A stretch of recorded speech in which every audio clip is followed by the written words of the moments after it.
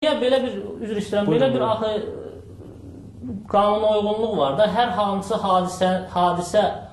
hadisənin yəni baş verməsi üçün onu qabaqlayan və zəruri edən bir başqa hadisə olmalıdır. Biz hansı hadisələri görürük bu görüşmələrdən əvvəl? Qarşılıqlı ittihamlar, Soçi görüşündən əvvəl yəni Elxan Poluxovun da çıxışını dinlədik, bizim Xarici İşlər Nazirliyinin mətbuat katibinin, Nalbacanın da çıxışlarını yəni izlədik. Venada və bir çox yerlərdə. Yenə də qarşılıqlı ittihamlar, yenə də hər hansı bir məqamlarda, önəmli məqamlarda razılığa gələ bilməmək, yəni ssenarisi və s. Ona görə nəinki Soçi görüşündən və Rusiyanın vasitəçilik etdiyi Soçi görüşündən ümumiyyətlə məncə hal-hazırda, yəni hadisələr onu göstərir ki, iki ölkə arasında heç bir görüşdən konkret nəticə gözləmək hələ ki çox tezdir. Əslində sən doğru qeyd etdin. Yəni keçən ilki biz intensivliyə baxsaq görüşdən. Elə birinci də səhv etmirsə, keçən ildə Soçidən başlamışdılar. Bəli. Soçi, sonra yayda Sankt-Peterburg. Soçidə görüş nəticə əldə olunmadı. Halbuki Azərbaycan tərəfi qeyd edirdi ki, Azərbaycan rəsmiləri qeyd edirdilər ki, biz gözləyirik ki, Rusiya Ermənistana təzyiq edib onun yenilənmiş Minsk variantına razı olmadı. Sankt-Peterburgda əksinə, Madrid düz istəyirəm, Sankt-Peterburgda əksinə görüşdən sonra atəşkəsin pozulması intensiv hal aldı. Və ondan sonra Rusiya prezidenti Ermənistana getdi, hərbi anlaşmanı yenilədi. Tamamilə bir deklarasiya anlaşması. Həştərxanda sadəcə bir yenilik oldu ki, biz milli qəhrəmanımız o anlaşma nəticəsində Mübariz İbrahimovun cəsədini geri ala bildik. İndi də Soçi görüş. Ələsələ, mənə bir məsələ maraqlanır. Əgər bu 2 ildə Rusiya bu qədər fəaldırsa, axı Minsk qrupunun 2 digər həmsərhədi də var. Amerika Birləşmiş Ştatları və Fransa. Onlar niyə passivliyi nümayiş etdirirlər? Bilirsiniz, mənə gəlir ki, artıq həm Amerika Birləşmiş Ştatları, həm Fransa bu münaqişənin həlli məsələsində qarşısına bir minimum vəzifə qoyubdur. Minimum vəzifə ondan ibarətdir ki, hərbi əməliyyatlar təzələnməsin və eyni zamanda bir uzun müddətli, uzun vadəli bir maksimum proqram var və bu maksimum proqram da münaqişənin həllinin dediyim kimi uzun zamana hesablanmış, artıq tamamilə başqa prinsiplər əsasında həlli məsələsidir və son zamanlar bu ideya, düzdür, bu yeni ideya deyil, amma deyək ki, Avropa Birliyi təmsilçilərinin dilindən, elə ABŞ təmsilçilərinin də, rəsmilərin deyil, tez-tez səslənir ki, birinci tərəflər sərhədlərin açılması, iqtisadi əməkdaşlıq, kommunikasiyaların açılması bu məsələlərə başlamalıdırlar ki, sonra artıq tədricən status məsələlərinə gəlib çıxsınlar. Burada da deməli, həmin o Avropa Birliyinin o inteqrasiyası, onun genişlənməsi prinsipləri məsələlərindən müəyyən elementlər götürüb tətbiq eləmək istəyirlər. Baxın, məsələn, Almaniya ilə Çexiya arasında böyük bir münaqişə var idi. İkinci Dünya müharibəsindən sonra oradan deportasiya olunan Alman qaçqınları ilə bağlı. Almaniya məsələdə güzəştə getdi və Çexiyanın üzv olmasına səs verdi. Almaniya ilə Fransa arasında və yaxud Almaniya ilə Polşa arasında daimi ərazi mübahisələri olubdur, tarix boyu müharibələr olubdur. Amma son nəticədə bütün bu münaqişələr iqtisadi əməkdaşlıq və vahid iqtisadi məkan, Avropa Birliyi adlı vahid iqtisadi məkan vasitəsi ilə aradan qaldırılıbdır. Ona görə də Qərbdə mənə elə gəlir ki, artıq bölgəyə yönəlik yeni bir strategiya meydana çıxıbdır. Bu yeni strategiya burada Türkiyənin iqtisadi rolunun artmasını nəzərdə tutur və təbii ki, tədricən bunun arxasınca siyasi rolu da güclənəcək Türkiyənin, bu bir mənalıdır. Rusiya-Türkiyə əməkdaşlığı, ilk növbədə iqtisadi sahədə əməkdaşlığı nəzərdə tutulur və bu iki ölkə artıq çox yaxın partnyordur. Avropa bu problemlərdən çox uzaqdır. Avropanın bölgədən əsas gözləntisi odur ki, enerji diversifikasiyası siyasətində bölgə öz rolunu oynasın və bu baxımdan da hərbi əməliyyatlar olmasın, stabillik olsun. ABŞ da, ABŞ-ın maraqları daha qlobaldır. Bu da təbiidir. ABŞ qlobal oyuncudur və kimin bunu qəbul edib etməməsindən asılı olmayaraq ABŞ real gücdür. Və bu real gücün işi gəlib bu münaqişəni burada, o münaqişəni orada həll etmək deyil. Ümumi qlobal prosesə bir koordinasiya həyata keçirməkdir.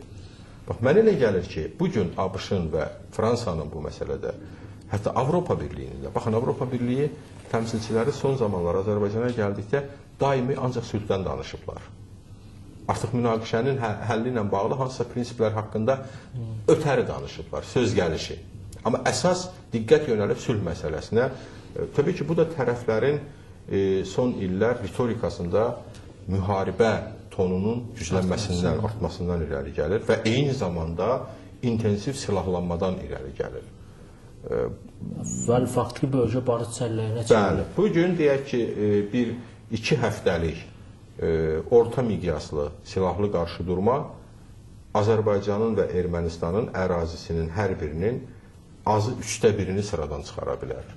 Bu artıq 94-ün, 91-in, 92-in savaşlara bənzəməyəcək. Bəli, müharibəsi olmayacaqdır. Ona görə də əslində dediyim kimi Kreml, siyasi Kreml də bu məsələdə maraqlıdır ki, bu prosesdə qarşıdurma olmasın. Amma bayaq qeyd elədiyim kimi hərbi, təbii o öz yerində.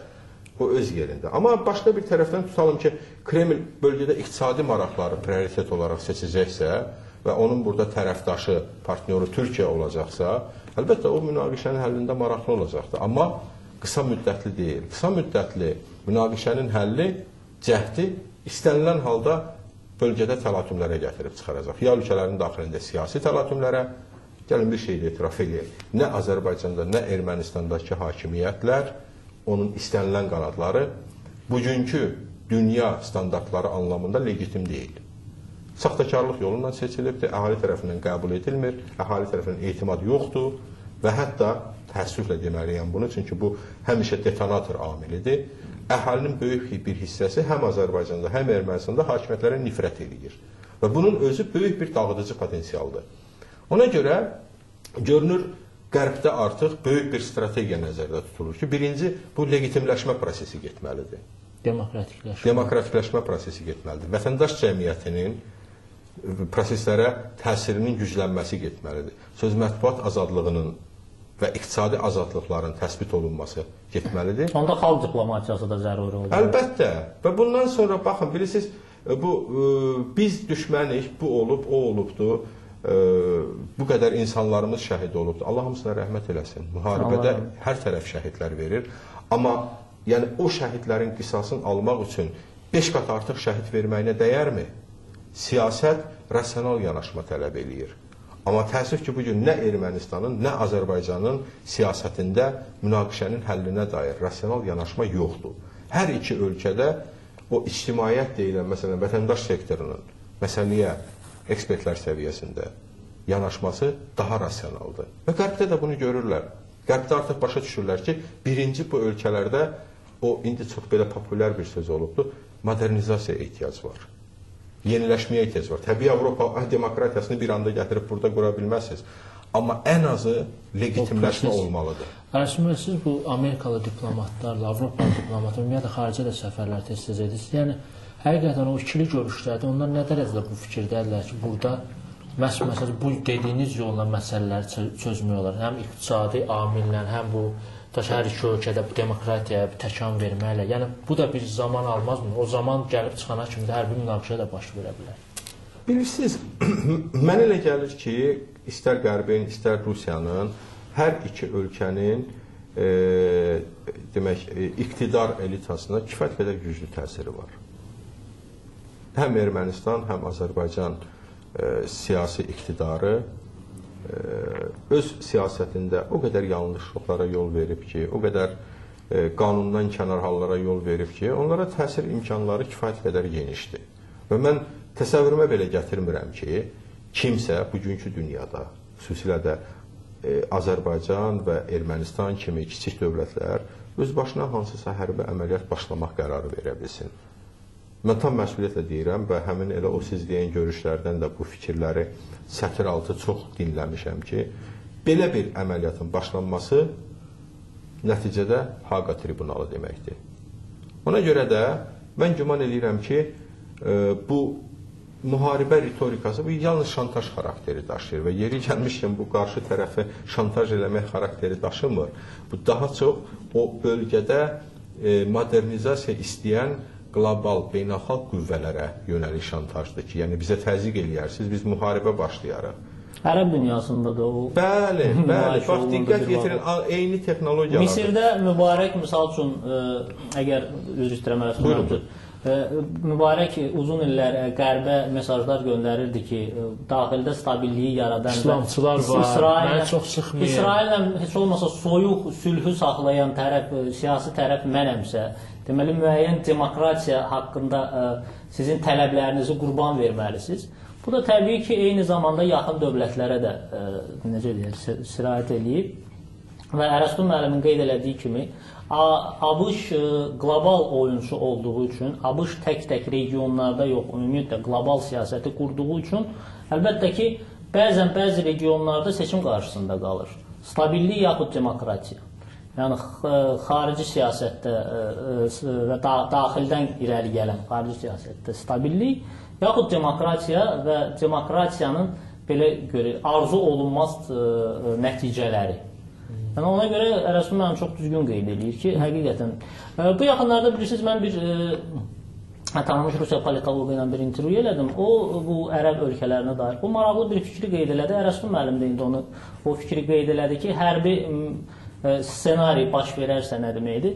O dedi ki, ərəb dövlətlərinə dair ABŞ-ın əvvəllər modelləşdirdiyi Bjezinskinin və bizə yaxından tanışdığımız Steven Mannin, yəni ABŞ-ın Xəzəryanı siyasəti dövlətlərə dair müşaviri, siyasətinə dair müşaviri, onların ümumi bir idarə olunan xaos deyilən bir konsepsiyası var. Və həmin o politoloqun fikrincə ərəb dünyasında baş verən bu inqilablar və son hadisələr məhz o konsepsiyadan, həm də o konsepsiyadan irəli gələn bir proseslərdir. Və belə bir də ehtimal da olundu ki, bu proseslər biz keçən verişlərimizdə qeyd eləmişdik ki, ola bilər ki, ancaq elə ərəb dünyasını əhatə eləsin. Lakin belə qeyd olunmuşdu ki, ola bilər ki, bu proseslərin coğrafiyası daha da genişlənsin. Düzdür, hal-hazırda mən buna o qədər də ehtimalı azdır məncə bunun. Amma gələcəkdə ola bilər və hətta Rusiyanın da ərazisinə keçməsi ola bilər ki, ehtimal olunur. Bəs Ərəstun bəy də o sualı verdim. Yəni Amerika biz görürük ki, bu Dağlıq Qarabağ, əslində biz Dağlıq Qarabağdan danışırıq. Çox mövzu genişlənir. Çünki Dağlıq Qarabağın təsir imkanları da dünya qloballaşır. Dünya qloballaşır. Çünki biz Azərbaycan Ermənistan arasında qarşıdurmadan danışırıqsa, Gürcüstan da burada müəyyən qədər Biz Dağlıq Qarabağdan danışanda ümumiyyətlə regionda olan dövlətlərin bir-biri ilə münasibətləri haqqında danışmamaq mümkün deyil. Dağlıq Qarabağdan danışanda ilk növbədə Ərəstun müəllim iqtisadi faktoru önə çəkdi və Türkiyənin bu iqtisadi faktorda aparıcı qüvvə olmasını önə çəkdi. Ona görə Dağlıq Qarabağdan danışanda bizim ilk yadımıza düşən Türkiyə-Ermənistan münasibətlərinin normallaşması.